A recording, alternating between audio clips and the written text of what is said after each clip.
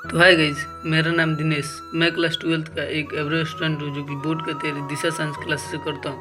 तो चलिए आप लोग बताता हूँ मैं आज का शुरुआत कहाँ से करूँ। सबसे पहले सुबह में उठा तो भाई मौसम थोड़ा सा बारिश के जैसे हुआ था, तो आज बारिश बहुत तेज आया। और मैं सबसे पहले उठा तो केमिस्ट्री का देखा, भाई क्लास भी चल रहा था तो क्लास किया, केमिस्ट्री का क्लास करके चैप्टर 1 चैप्टर 2 को रिवीजन किया, क्योंकि भाई रिवीजन करना भी ज़रूरी है क्योंकि हम लोग भूल जाते हैं।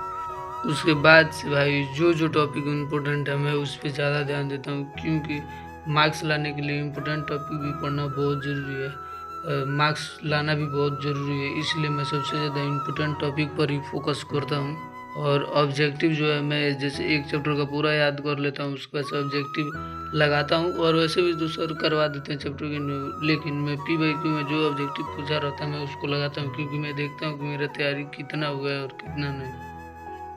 तो उसके बाद से मैं फिर पूरा केमिस्ट्री को रिवीजन करके ख़त्म कर दिया। उसके बाद से जो क्लास हुआ उसको किया और आज वाला भी रिवीजन किया। और उसके बाद से बायो को फिर बायो में भाई 4 चैप्टर हो गए, याद करते करते माथा खराब हो जा रहा है। उसके बाद हम भूल भी जा रहे हैं, याद कर रहे हैं, पीछे से भूलते जा रहे हैं। और उसके बाद से भाई बायो में भी मैंने इंपॉर्टेंट टॉपिक लगा रखा है, जो जो पूछा है उसको। और जो आने के चांसेस हैं, सर बोलते भी क्लास में ये टॉपिक आएगा तो मैं उस पर विशेष ध्यान देता हूँ। और उसके बाद से भाई फिजिक्स का भी रिवीजन किया, क्योंकि सर कहीं गए हैं।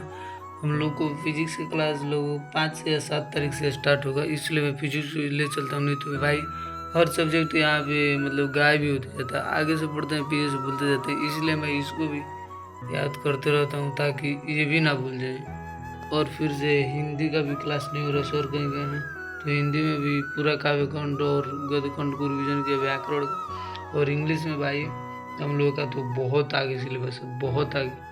तो मैं उसका फिर से ऑब्जेक्टिव लगाना शुरू कर दिया हूँ चैप्टर 1 से लेके।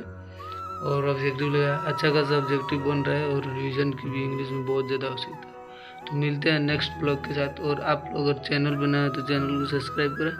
अगर दिशा से आप भी पढ़ते हैं तो आप ज़रूर कमेंट करके, हम भी दिशा से पढ़ते हैं।